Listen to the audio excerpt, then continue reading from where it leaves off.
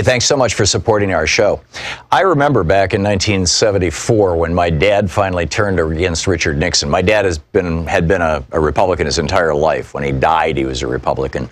I think part of it was in reaction to my grandfather, who was a socialist. And so Dad and Grandpa used to fight about politics, and then, I became a democratic socialist, and I used to fight about politics with Dad. But anyway, in '74, when it became clear to him that Richard Nixon had actually committed crimes inside the White House, that he had been bribed, that he was engaging in a massive cover-up. Democrats today don't call it cover-ups anymore for some reason I can't figure out. They call it obstruction of Congress.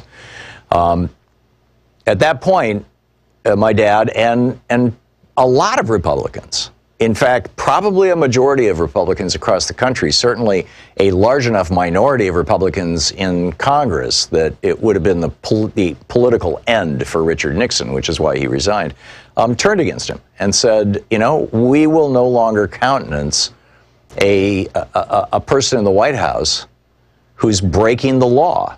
That's just not an appropriate example to be setting in a constitutional republic. Today's Republicans don't seem to have that courage. And that's a pretty damn disturbing thing. Now, I get it that back in '74, the oligarchs, the Kochs and the Adelsons and the Murdochs, and fill in the blanks, number one, didn't own most of the media, and number two, didn't own most of the Republican politicians and a few of the Democratic ones.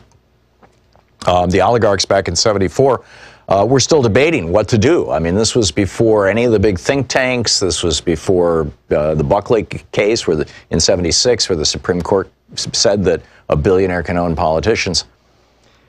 But just because Republicans are now owned by oligarchs who kind of like the fact that Donald Trump is pursuing a radical deregulation scheme and massive tax cuts for billionaires, doesn't mean that they still shouldn't do what's right. They're elected. It's a public trust.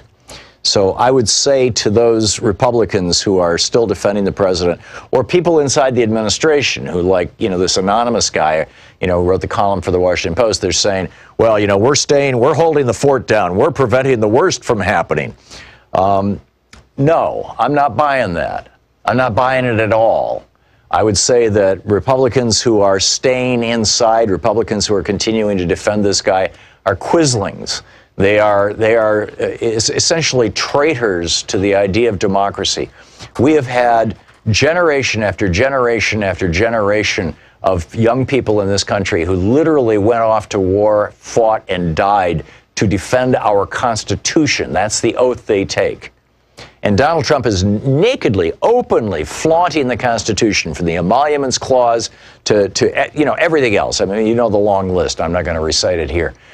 And on top of that, committing openly, nakedly criminal actions. Paying off porn stars to keep them silent before an election, and using money from his company to do it. His lawyer's in prison for that. Shouldn't he be? Come on, Republicans, it's time to wake up and decide whether you're actually going to be a loyal and patriotic American, loyal to the Constitution of this nation and the history of this nation, or whether you're going to continue to follow this bizarre orange man into what may well be oblivion for this country, or disaster. Thanks so much for supporting our program.